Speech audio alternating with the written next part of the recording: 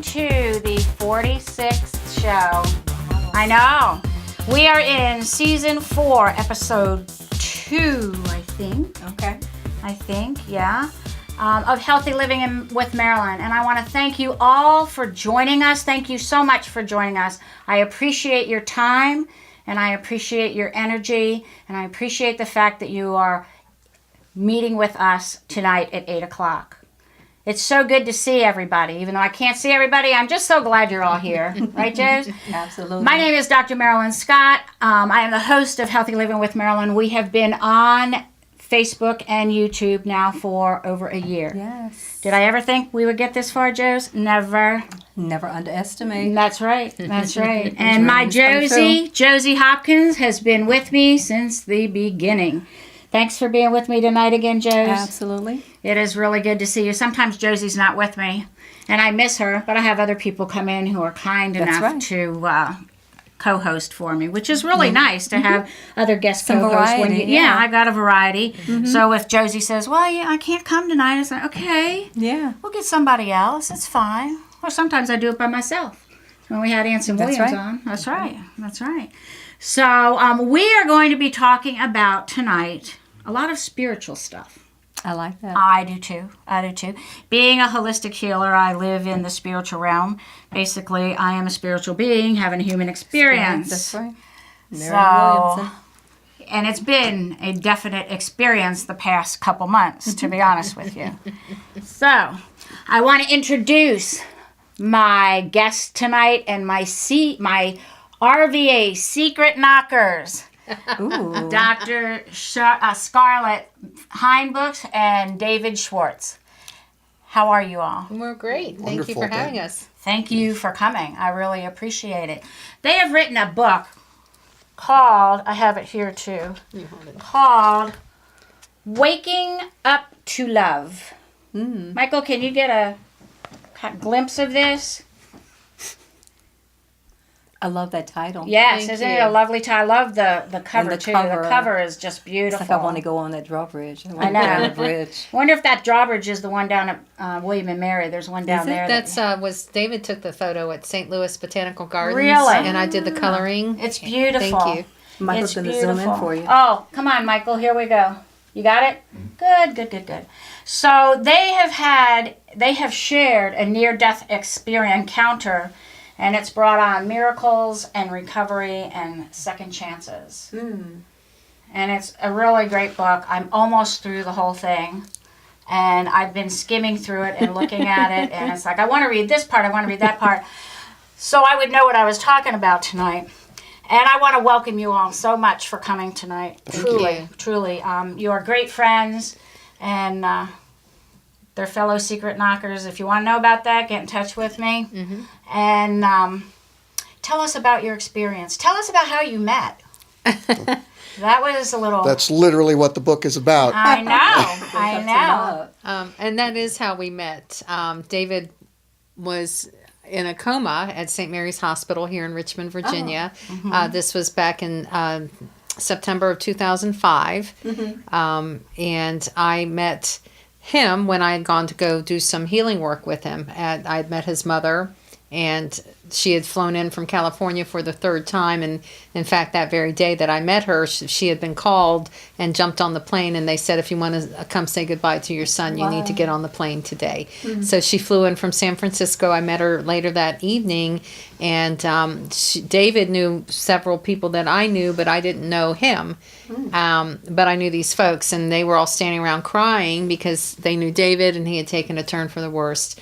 And he had been in an unresponsive coma for 3.5 weeks on life support. His lungs had shut down, his kidneys had shut down, and his brainstem was getting ready to shut down. And his heart was out of rhythm. So he was in the cardiac care unit at St. Mary's. And a shout out to the St. Mary's staff. They did an amazing job. They are awesome. Thank you, St. Mary's, for being there. Yeah. You guys are amazing. We've acknowledged them in our book because without their care, David wouldn't be here. Right.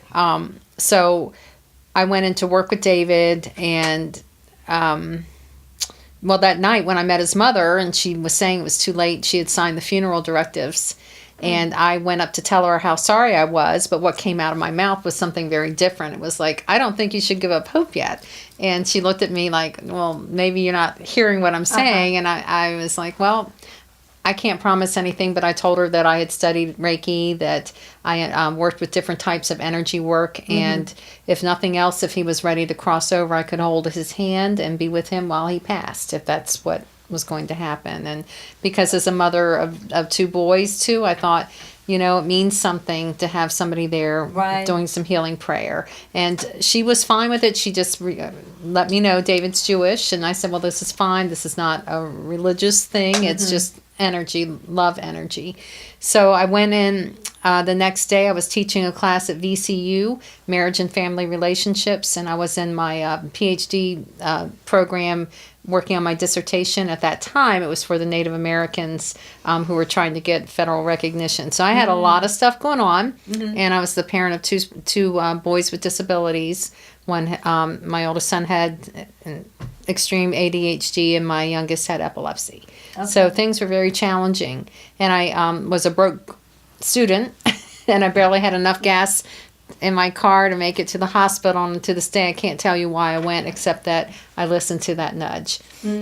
So, which is really important. It's really important to listen to your inner self, because your inner self will take you in the right direction. And don't ever question it. Just listen to it. Well, you know, you do question your sanity at times like this when you don't have a lot of time. And I had never met David. So, and then he was on literally death's door, and he had not made any recovery. He was about gone. They didn't expect him to make it through the night. And when I got there the next day, I wasn't even sure even if he'd be there. So, but I drove after my noon class to the hospital.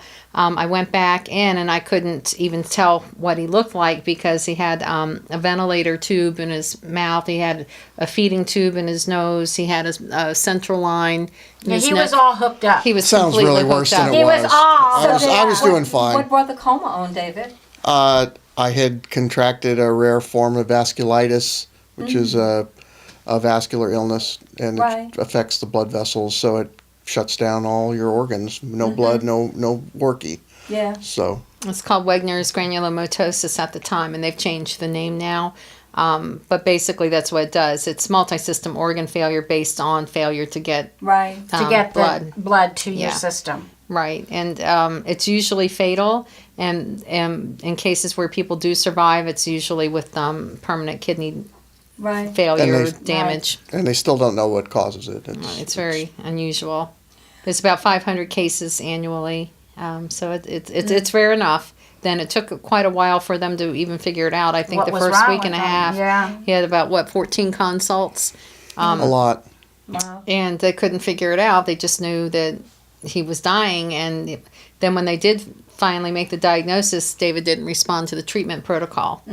And so that was pretty much it. And when I went in to work with him that day, I did what my mother had told me to do, and she's a retired nurse, and she said, people who are in comas can hear what you say. Absolutely. So be careful what you say. Yeah. And I walked up to him and talked to him as though he were awake. And I introduced myself because we had never met. And I told him I was there because I had met his mother the night before, and other people who really seemed to love him. And I was here to offer him some healing energy if he would like it, but that he was in charge, and he would have to let me know if it was okay. So I just stood there, and I felt a little puff of air, and I was aware that that was okay. So I worked with him for about 20 minutes doing, if you're not familiar with Reiki or energy work, it's energy healing, and that's it's their energy with your energy. I'm a master Reiki, and you're a master. Yes. Are you a master Reiki? I'm a level 1. You're a level 1, so you know, Joe's. But for you out there in Facebook land and YouTube land, Reiki is a type of energy healing which helps get the person's body back into a normal range. Body, mind, and spirit, lining up all the energy fields and centers in the body. Systems and everything. Right. Well, David's energy was so low, I even really feel any response. And I was getting ready to leave. I told him that whatever he decided would be okay, and if he was ready to go in peace and know that he was loved. And when I had taken his hand, it was also just letting us know that he was, that if I felt feelings, like I could feel his pain, and I was surprised by that, and I just felt such compassion for the stranger. So I just continued to, hold his hand for a moment, and I was getting ready to leave, and I told him, I said, I don't even know why I'm telling you this, but if you decide that you want to stick around, I make you a promise that I will come back. It's your choice. But if you decide to go, it's okay too. And so his hand was like this. I couldn't grip it because he had that pulse oximeter on, and so I was holding his hand kind of like this, and all of a sudden I was getting ready to leave, and I couldn't take my hand away. It was as though my hand was fused to his hand. And that's when I recognized that his spirit was reaching back. And so I repeated what I had offered, and I said, if you are still here, I'll be back. Well, he was still here the next day. And so I worked with him. And on the third day, it sounds a little gross, but his body began to produce urine. Before that, the catheter bag was stuck together. Because he was so important. in total failure, kidney failure. So I continued working with him on the 5th day. He had still not regained any consciousness, but there were signs of improvement. And I went in and I held his hand. I began always with a prayer for protection and safety, and only the highest and the best and most sacred and holy, respectful of his Judaism and also of my Christian faith. So, just anchoring that in that center of love, which is where we can all meet. Yes. And as I was holding his hand beginning, the next thing I knew, I was not in my body. I was not even over, I was just somewhere else, and there was David.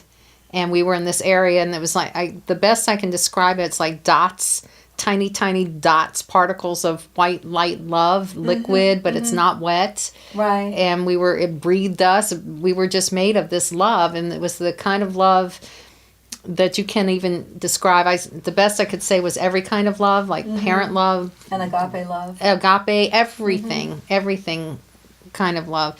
And I also recognized that I knew him. My spirit knew him and had always known him and always loved him. And so I'm having this awareness, and I'm feeling him and seeing his life, and I don't know what to do with that. I mean, I'm just experiencing this, and then next thing, I'm back in my body at his bedside holding his hand, stunned, and he's still unresponsive. I don't know what happened, except that I know I met somebody that I totally love, and he's dying, and changes everything. Everything. Yeah. But I met him on the other side, and that's how we met. And within the rest, I worked with him a total of 12 days. I went in twice a day. I brought music. He started to spiral down again. We brought headphones to keep his brain active. I used tuning forks. I used aromatherapy. I used, what else? Oils, essential oils for his feet. And as we continued working together, he made the nurses and doctors started calling him Miracle Boy. And in 12 days, he was conscious, back up on his feet. We also had some other unusual experiences with beings that are blue shaped that I saw, who dropped in organs. Now that sounds pretty wild. It sounds bizarre, friends, but if you are in the spiritual realm, it's not bizarre. It makes sense. It makes a lot of sense. So if you ever experience something spiritual, and in any way, shape, or form, it's because you do have guardian angels up there who are watching over you. It was like a blue-colored healing team, and their love and they replaced David's kidneys. Now, the thing is with Wegner's is that usually the kidneys are completely, and they were destroyed. David was getting dialysis treatments to help him too. Well, after that experience, his kidneys began to function, and today they're fine, and there's no medical explanation why. We have 2 boxes of medical records. One of my best memories, because the improvement in my kidneys took place in large part after I regained consciousness. And there is something about watching a experienced nephrologist physician come into one's room a day after day and inform one that you have regained X percentage of your kidney function each day, and just the look on his face every day would just, there's no explanation in this realm as to why that would be occurring. And finally, when it got to be 100%, he came in and said, now we've got to get you out of the hospital so you get away from all these sick people. Yeah, because they don't get it. You know, well, they're not allowed. Even if they do, they're really not allowed to say that they do because of their medical practice. And so, absolutely, but it's sad that has to be. Well, it I really would like is. to add that the nurses and the nursing staff and all the support staff were amazing. Oh, I'm sure they were. When I first came in that first day, the nurse had her chair right outside the room. They were very protective, and they let me work with David. But it was very clear they weren't real keen on me being there because I'm waving my hands around. They didn't know if I was going to dislodge. I had tons of equipment. But as he began to improve, they were so welcoming and warm, and they'd say, "Oh, it's time," and well, they started to get it. yes. Well, the results. I mean, David was coming back. You're right. And there was no explanation except nothing had changed. They were doing everything they had been. People had continued praying. The only different variable was me coming in and working with them. Right. I mean, this was a huge spiritual experience For us both. for both of you. And if you've ever had, and if you've ever had a spiritual experience like this, or any type of spiritual experience, a lot of times you'll find there's no explanation for it. Oh, no. There's none. It's just, it's a being, it's a doing, it's not a thinking. There are spiritual guides for everybody. My grandmother is my spiritual guide. She's with me all the time. I helped her go to the other side. She died in my arms. She's been with me ever since. And one thing I have to say, which I have not said for over a month now, I am the grandmother of a new baby boy. Congratulations. Thank you. And my baby grandson was born 3 months and 10 days premature. And he weighed 1.6 ounces at birth and is 12 and a half inches long. Now, he is still thriving. He is still stable. He's been through some trials and tribulations. He was born on St. Patrick's Day. You're Irish, I'm Irish. We got a lot of Irish in the family. We've got my grandfather was 100% Irish. My son's Irish. He was born on St. Patrick's Day. In my opinion, the luckiest day of the year. And he is still thriving through some of the trials and tribulations that he's been through. His name is Banner. My son named him after the Hulk. The Hulk is strong. The Hulk's name was Bruce Banner. Yeah. He loves Marvel Comics. He loves Bruce Banner. And he was green. And he was green. The Hulk was green, and they put his little footprints on a green Post-it note with little shamrocks on each corner. And his little feet were so little that they had to enlarge the picture for us to see it. But Banner is still going strong. If you want to know more about Banner, just get in touch with me. And very soon I'll be going out to see Banner. And I can't wait to see him. He is now starting to gain weight. He has all his fingers and toes, which is kind of cool. That's wonderful. That's way cool. And he is strong. He's resilient. He is determined. And he is my purpose. And he is my why. And he is my miracle. I mean, we've been praying it from the day that you told us. That's right. Prayer answers everything. And, when you talk about the spiritual and you talk about having faith and the different ways in which energy can really work towards healing, it does make a difference. And as you were talking, I thought about the times that I spent in St. Mary's. I've had 3 cancer diagnoses. Wow. And so, just knowing that the doctors kept saying that, well, we don't know. And my doctors saying when I told them that I intended to live to 100, well, you don't want to do make that plan because your situation, and I've never given up hope. I've never lost faith. But at my third diagnosis, I opted that the doctors had 2 chances, had a stem cell transplant. But that third time, I trusted God and I trusted all the things that I knew about energy healing, about visualization and about prayer and natural care, and my oils. And that's been 15 years now. Yeah. Wow. And so we have to sometimes, the doctors, I trust them, I love my doctor for what they know, but there's a limit to what they know and what they can do and what they can say. Many of them have faith, but they can't say it because that's not something that they can do. Right. But the reality is it's when we have opportunities for energy healers and people who have other skills, it's a blessing to know that there are other options. Right. Right. And now that you're talking, tell us what you're up to. What are you up to? She's going to Mexico. So Is today that has cool been or what? Yeah? it's been a Very damsel cool. day today. Oh And, yeah, she's got her damsel shirt. Look at yes, that bling. I've Look been at out. that bling. I've been out damseling all week. I've been doing some things with seniors. This month is Domestic Violence Awareness Month and Child Abuse Protection Month. And so I do warrior workshops with seniors where I'm teaching them to protect themselves. And I'm getting ready for Mexico. And today I'm celebrating because my first recruit just promoted to director today. Very And, good. so I'm really excited. And she's going to be a crystal director, so she's going to be really sparkling when she gets back from Mexico, I'll tell you. Right, Jess? I claim it. I claim it. I claim it. We'll have to get those crystal earrings for you so you can We wear have them. to speak truth over our lives. That's right. We really That's do. right. And I'm very proud of you. That's I'm amazing. Excited. I'm excited. That's amazing. Yeah. I'll take lots of pictures and bring back. Send them to me. Okay, I'll send Send them them to you. to me. Text them to me. Whatever. Yeah. My daughter taught me. This is totally off. My daughter taught me how to text about 9 years ago when we all had flip phones. And you had to pull the remember to pull the antenna out on it. She said, "Mom, you got to learn to text." It's like, what is texting? It took me 25 minutes to send her, "Hi, Christy," and I thought, I am not doing this. Now what will we do without it? I know. And my husband, he has a flip phone. He does text me now. When the first time he texted me, I thought I was going to go to the moon. It's like, OMG, he's texting. It's amazing. But texting is good, so you can text me a picture. Okay.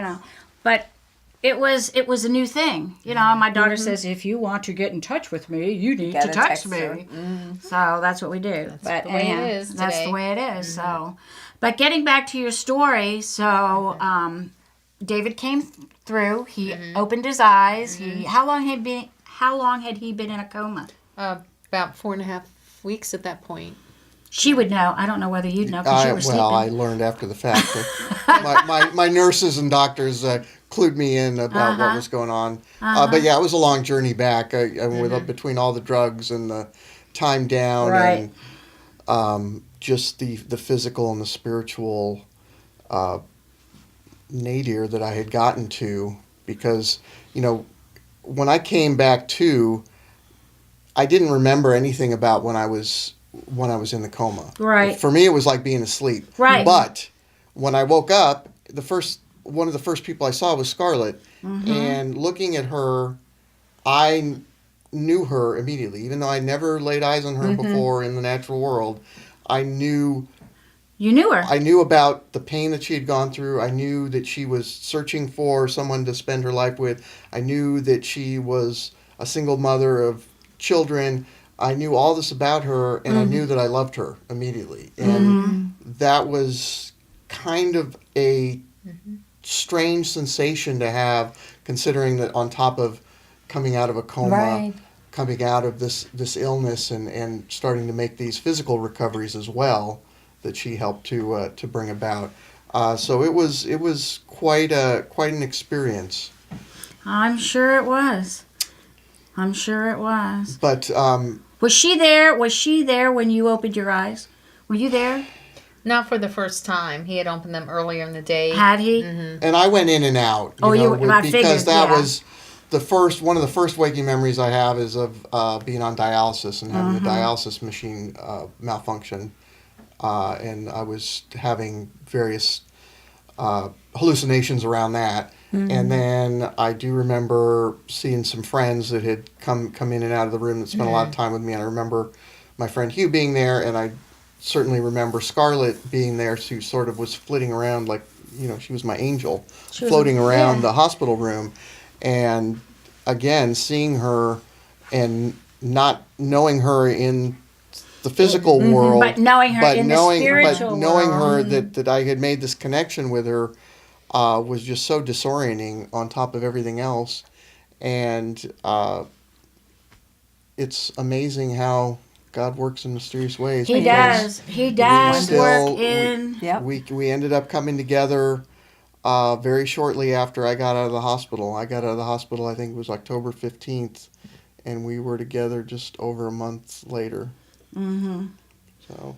Then he nearly died again. Then I went back into the hospital around Thanksgiving. Did you have a relapse, or what happened? I had so many doctors, Marilyn, that I had so many doctors that were prescribing so many different things, and although they try and work on a combined protocol, some things got lost in translation. So because of all the medication, my white blood count had gone down to literally 0. Ooh. And so I ended up in an isolation ward back at St. Mary's. Double pneumonia in isolation, and while they tried to get.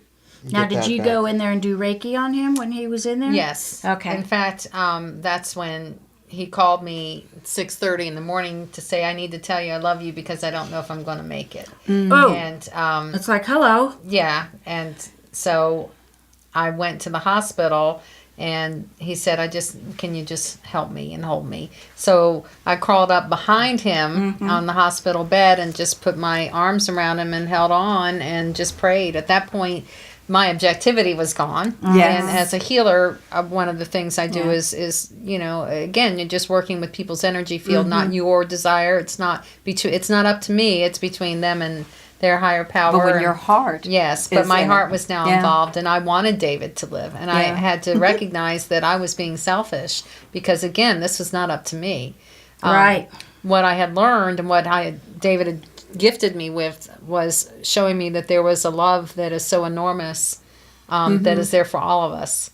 And so that gave me comfort and peace to realize that if this is what I got to see, even for a week, that's sometimes more than what anybody gets in a lifetime. That's right. And I need to be grateful.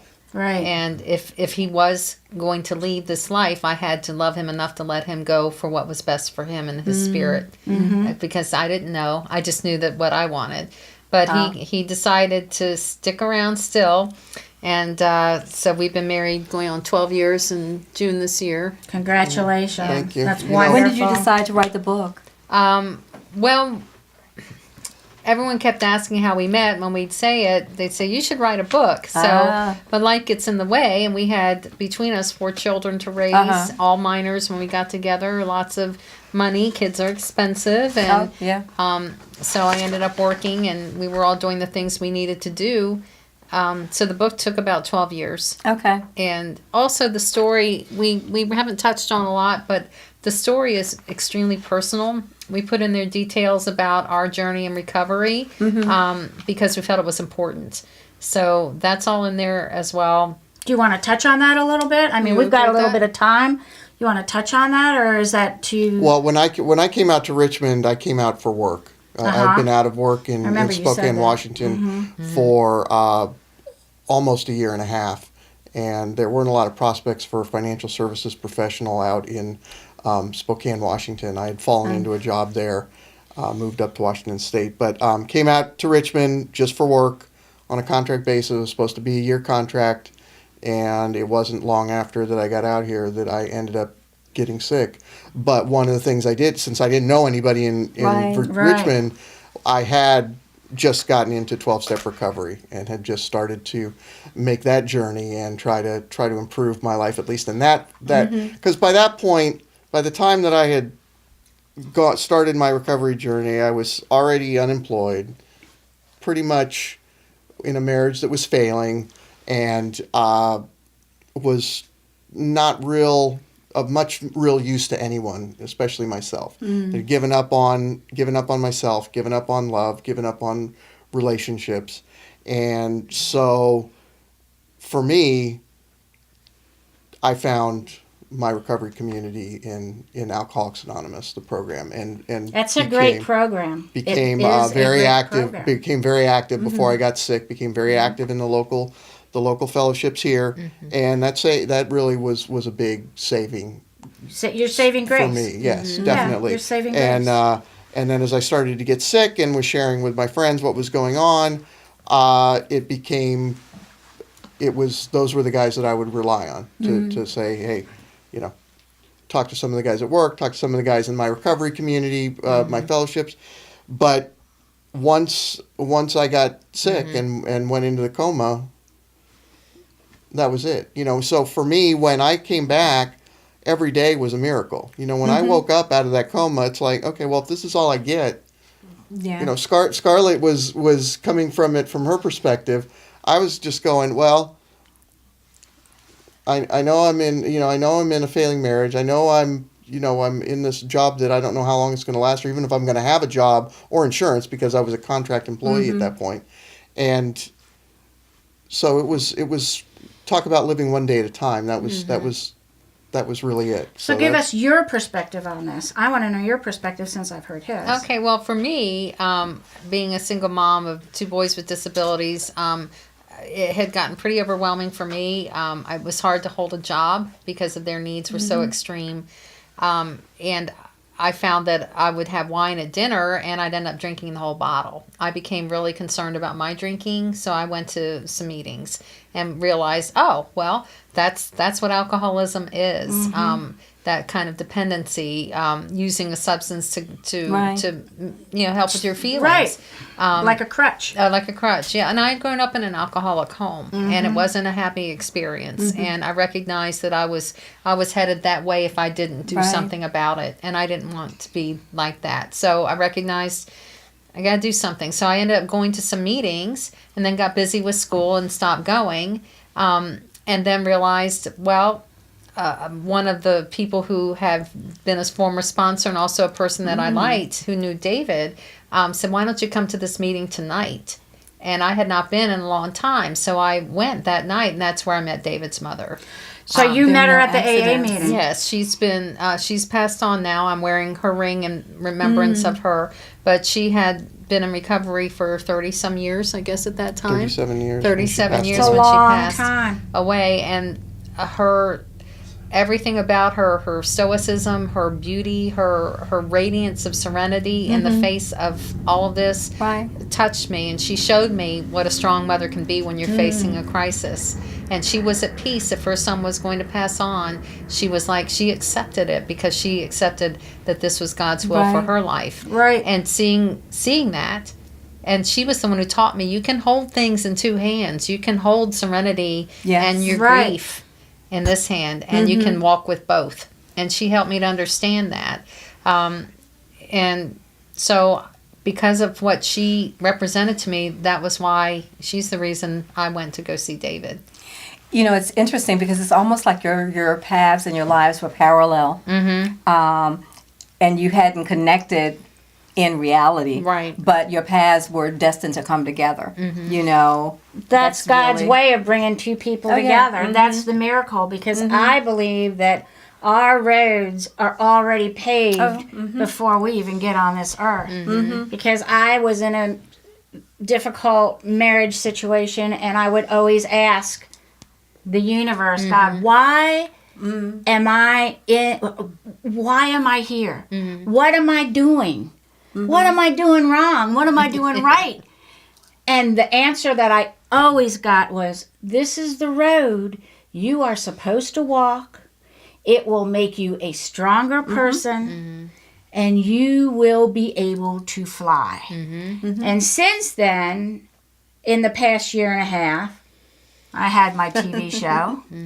I met Josi way before we had started the TV show on it. Yeah, met Josi at a networking meeting. I was one of the speakers, and she had her damsel out and everything. She came up to me and she said, "I want to get to know you." And then it was a while because I got busy and she got busy. I called her up and I said, "I want to get to know you too." And she's like my sister from another mother. But and I wrote a book. Be Amazing. Now, this is just the proof, but it's called Be Amazing, How to Stay Motivated to Achieve Results in a Fast-Paced World. Because we all live in a fast-paced world. Now, I'm tweaking the cover and stuff. This is just the proof.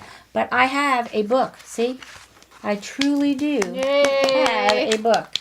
That's because you're amazing, Marilyn. Well, thank you. Thank you. And I put Be Amazing posts out. And I put a Be Amazing post out today that said, do the 6-month rule. Move through your stuff. Now, I'm paraphrasing. Because it will make your life much clearer and freer. And I thought, well, that's kind of a dumb Be Amazing post, but I put it out anyhow. Man, everybody said, I never thought of a 6-month rule. I've never thought of doing something like that and starting. And this one person, it's too much for me to start with tiny steps. Small things. And that's basically what you all did. You started with tiny steps. You started with a tiny step when he was in the coma. So the best thing to do is don't get overwhelmed with the 6-month rule. Just start. Just start. Start in a corner. I'm working on my creative sanctuary upstairs. And I'm saying, okay, what can I do next? What can I do next?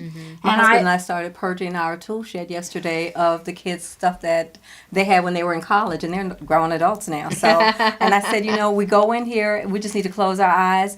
If I don't know what's in here, then I don't miss it. Well, that's the other thing. And what I normally do, because I have had to downsize before in my old world, I downsized from a 6,000 square foot house to a 420 square foot motorhome with the slides out. And I got to the point where I was just closing my eyes and just with a big garbage bag, just throwing things in this garbage bag, because if I hadn't used it, I'm not going to miss it. And I didn't want to micromanage what I was doing. That's a no.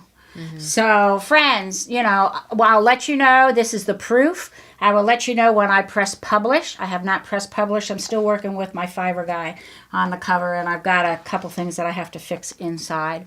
But I got it done, and I got it done in 2 months. Which was pretty cool. But I don't recommend that kind of pressure, because that's a lot of stress. Well, there's balance to be had between 2 months and 12 years, but Yeah, well, and I still have to tweak a lot of that. Yeah. But I was propelled to do it. yeah. And mine is probably not half as complicated as yours was. So mine was just Be Amazing posts, and I just wrote about a lot of the posts. And it was this book is basically a motivational book, a self-book on how to live in a fast-paced world and stay motivated. That's what it is. Be amazing. And somebody just told me, it was my intuition about, 10, 12 months ago, you got to start writing Be Amazing posts. That was my intuition. When It was in May? your the administrative assistant. Oh. No, it wasn't. It wasn't Shawnee's.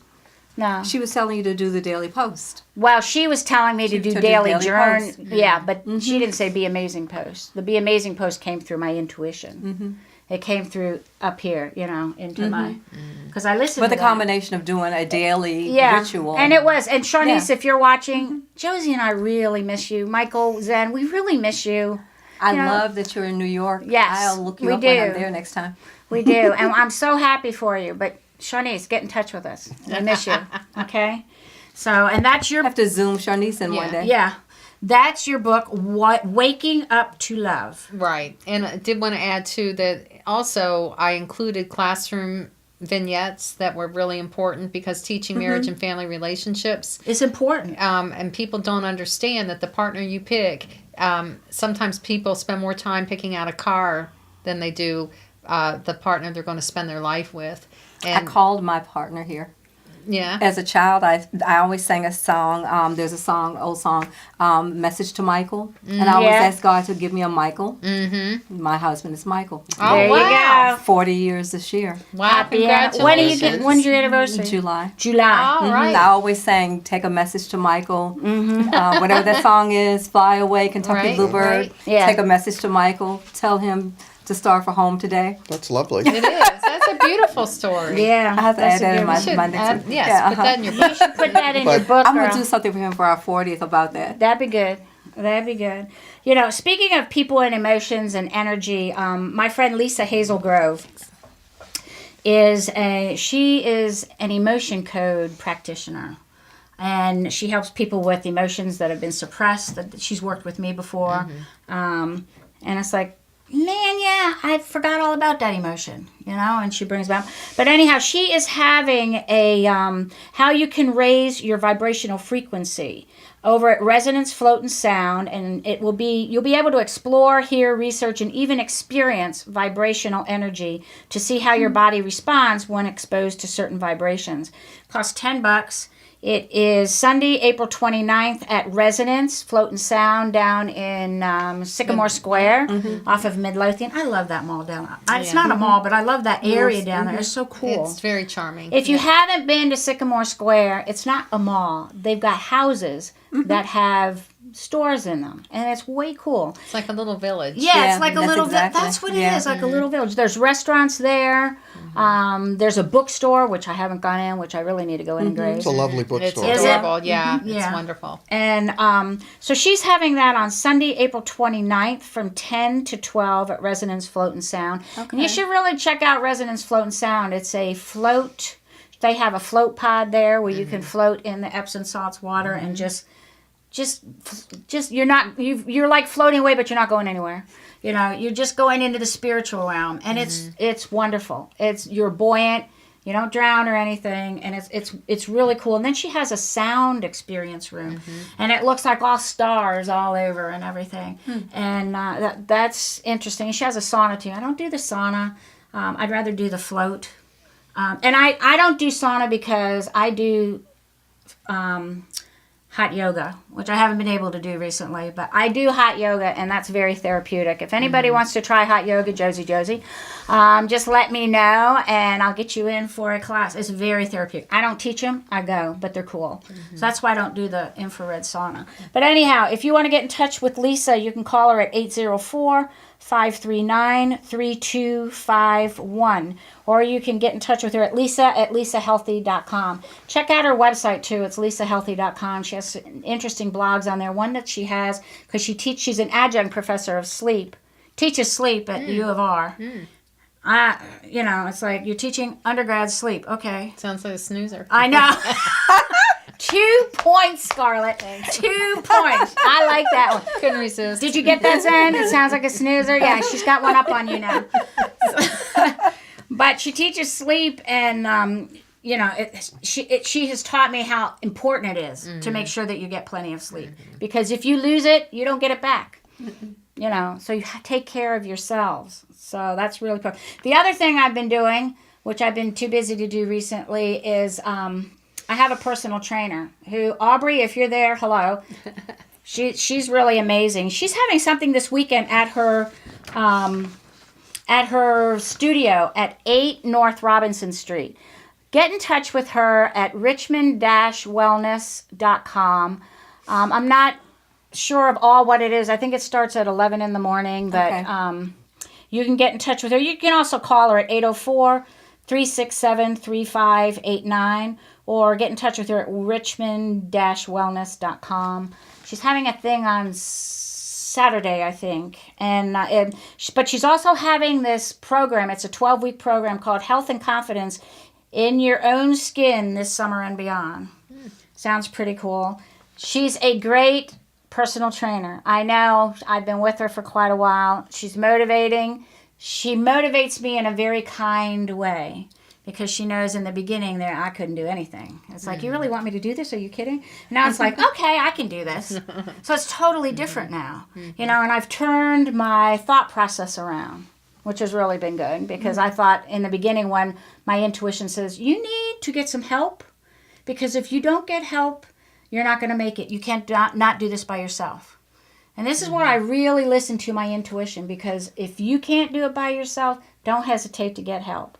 Because when you're vulnerable, it shows your leadership capabilities. When you say, oh, I've done this, people start really, really looking at you and looking up to you and wanting to support you, and that's important. That's really important. So I don't know when I'm having my book launch. It will be in about a month or so. I'm going to have it up at Gather, up in Short Pump. So I will let you all know about that. But it's so important to listen to, as you know, to listen to that inner self, that inner being, because those are the guides that know you better than you know you, right? Yes. And you have found that out. Yeah. So, question though, some people are saying, well, how do I know when it's my inner and not just my ego?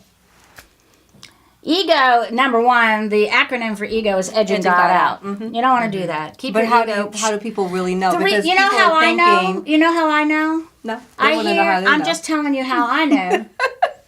I hear a voice. I hear. Do you hear a voice? Yeah. Or do you feel a feeling? I feel feelings, and I listen. And my whole thing is every day I ask, how can I be of service today? Right.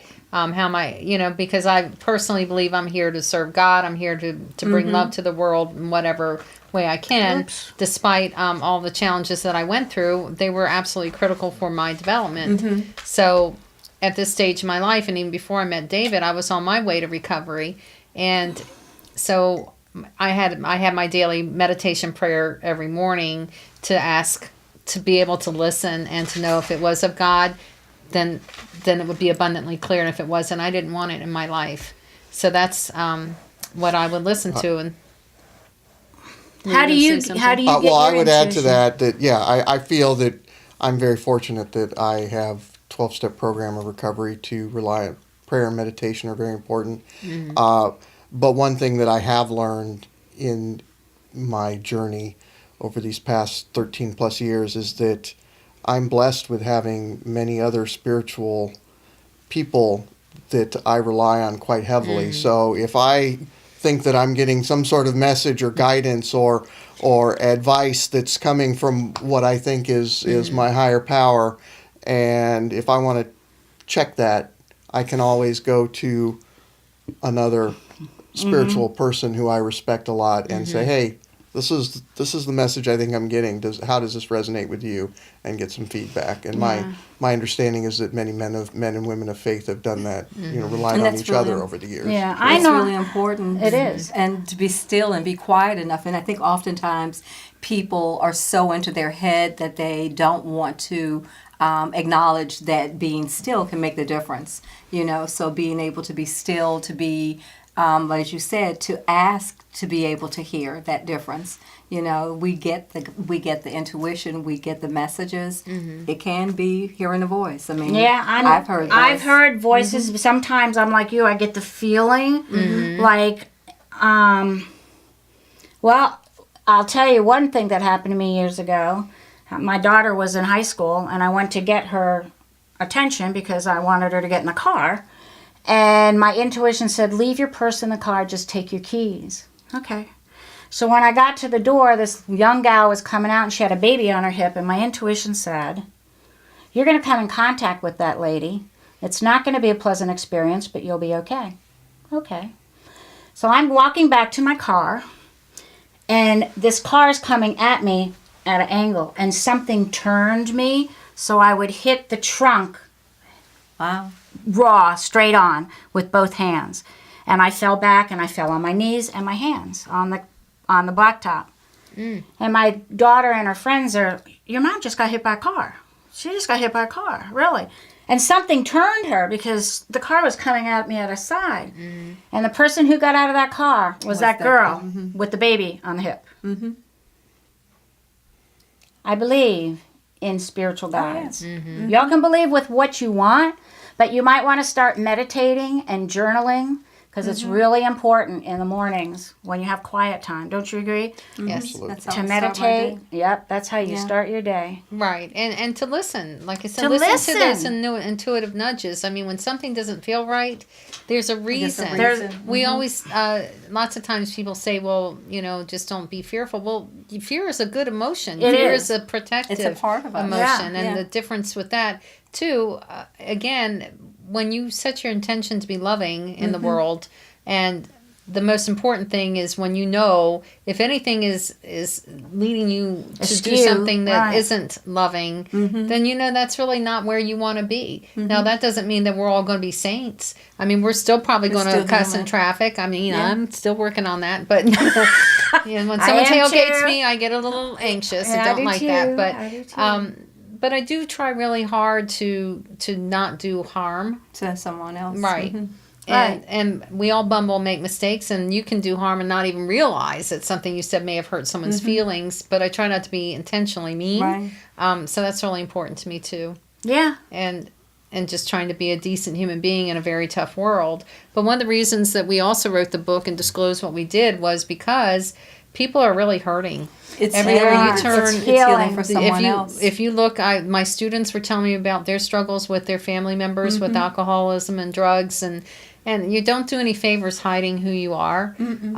So we had to put it out there. This is the reality of the situation. These were the struggles we had. This is the experience that we had among many others that were so unusual.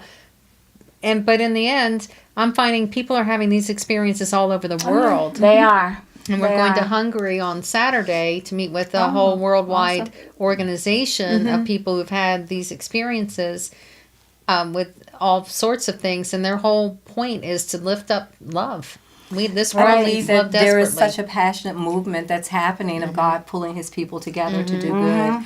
And in so many ways, we're being connected to people that we have never known. I mean, me being on Finding My Way Network with Kayla, who is a 21-year-old who started a international radio station at 16, you know, and her whole purpose is pulling people together through God's word, through music, through song, through ministry, you know. But we have to be willing to ask, and sometimes we ask and we get impatient, or we look for things to come a certain way. I mean, my prayer to God in corporate, because I wanted to do business, was I wanted to get out of my job. I had these criteria and conditions, and in the midst of my second cancer diagnosis while going through my stem cell transplant, I was having a pity party. Didn't want to talk to God, didn't want to talk to anybody, and he said, well, what did you ask me for? I said, I asked you for my freedom. He said, well, what you got? And I went There you go. downstairs, the disability papers and all were there. I signed them, my husband turned them in, and in 30 days I was approved. That was God. Yes. That wasn't Yeah. anything, you know. I got my freedom. It wasn't, I don't encourage people to ask and get cancer as a Right. result, but cancer was the answer to my freedom, you know. We ask, we receive, but sometimes we want it the way we want it. That's right. And we're not happy if we don't get it that way. Sometimes you have to walk a road that you don't want to walk in order to get to a road that you really want to walk. Yes. And like if it was easy, everybody'd be doing it, right? And a lot of times it is not easy. Writing that book for me and sitting down and writing one day from 4:30 in the morning to 11 o'clock at night, 15,000 words, that was not easy. Life That is was not, hard. and life you is gotta hard. choose your heart. Choose your heart. Yeah, choose It's going to your- be that's hard. right. You can choose to make it harder by rejecting the thought that it's going to be easy. But if you flow through the challenge like I did, I think I did pretty good too. You know, flowing through that challenge, it makes it a whole lot easier to get to the end. Yeah, I get excited when challenges happen because I know that if I can just stick and stay, there's an enormous blessing on the other side of it. I know. So I get, Lord, okay, I'm going to stay through this, and there's a lesson for me. You know, it's like going to school. If you don't get through that grade, you will repeat it over and over again. Until you get it right. That's right. Until you get it right, right? Amen. So, you know, when I met you on Facebook because you knew I was going to Secret Knock or Right, something, right? yes. What you is got that? Secret Knock? Okay, Secret Knock is a secret, really. You're going to tell me. It's a networking event We're entrepreneurs. for entrepreneurs. And you meet a lot of different people. And the man who started it, well, actually at his ex-wife, Greg and Alan Reed, and they started it in their kitchen. And then it sort of blossomed, and now over 100 people show up twice a year. Okay. But you have to be vetted, you have to apply, and then you have a payment that you have to make. It's expensive, and they say it's worth it, and I can tell you that it is. It was is. through that venue that Greg connected me with my publisher. With her publisher. William Gladstone from Waterside Productions, and so that's been the real gift. And then the other people that we've met, like Marilyn and other people. So again, that's how it works. You know, they're setting an intention to do good in the world, and you can't do it alone. We're all in relationship, and so that's the relationship where these people are all there to help you. Right. And it's amazing. Okay. It is amazing. And there's 5 secret knockers in Richmond. And I met 2 of them that have their office up at Gather, and I had to meet them out in San Diego just to meet them. And they're up the road. It's like, really? Honest to goodness. It's like, so James and Ryan, if you're out there, hello, how are you doing? Hope you're having a great evening. So, and they're going to help me with my book launch, which I'm really blessed about. And they're working with you too. Yeah, we've been doing some work together in discussions. Yep. Awesome. So I'm going to have James and Ryan on. They don't know it yet, but they're going to be on the show. So now they do. Well, if they're watching, hopefully they are. If they're not, I'll say you need to watch the show, guys, because Go back I and mentioned tag them. The other thing is, I had somebody get in touch with me today, Sarah Rodriguez, and she has several kids, and they had made. They sent me pictures. They had made vinegar. They had made nettles vinegar and rose vinegar, and they wanted to show it to me. And they had pictures. Each one of them had pictures showing me their jars. So I talked to Sarah this afternoon, and it was just so cute. And they'd come on, and hi, Marilyn, how are you? And it was just great to talk with her. So Sarah, we're going to get together soon with all your kids, and great job, guys, on the nettles vinegar and the rose vinegar. That's these they're kids. They're like 10 and 5 so that was a good thing to do this afternoon. So it was great, and I want to thank you, Josie, and thank you, Scarlett and David, for coming on the show for Healthy Living with Marilyn. It's been a great evening. Absolutely. It always is a great you. evening, and I I want want to to do a quick plug too. Okay, go ahead. Sunday, I'll be at Artworks with Damsel, 3:30, Artworks Studio on Hull Street. And what are you doing? We're going to be doing introducing Damsel and Empower Hour. Empower Hour. An Empower Man, she Hour. knows how to empower too. I can guarantee you that. Now, where's Artworks? Tell them again. 320 Hull Street in Manchester. How can they get in touch with you, girlfriend? They can call me at 804-334-1944, or they can find me on Facebook, Josephine Crawford Hopkins. And how can they get in touch with all of you? And how can they get your book? Our book is available on Amazon, Barnes & Noble, any major distributor, any bookstore can order it now. Is it a POD? It is. Okay. Yep.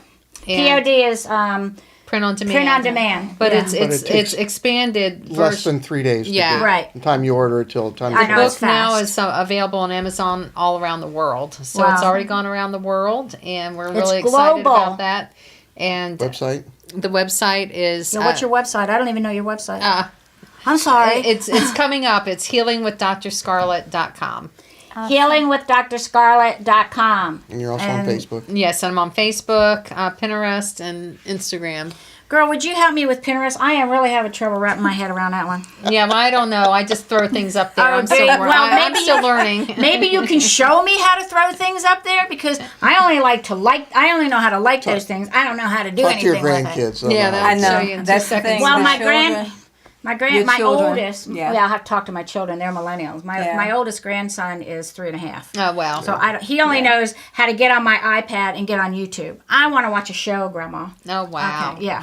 I don't know if we mentioned, but since this is Healthy Living with Marilyn, It is. thank you so much. I do You're want welcome. to make a point of saying that I have been in complete remission from Oh, yeah. all serious illness since I came back over 12 years ago. That is amazing. and You are it's- amazing. The only lasting effect I have is I can't hear out of one ear. That's okay. And that's You did really good tonight.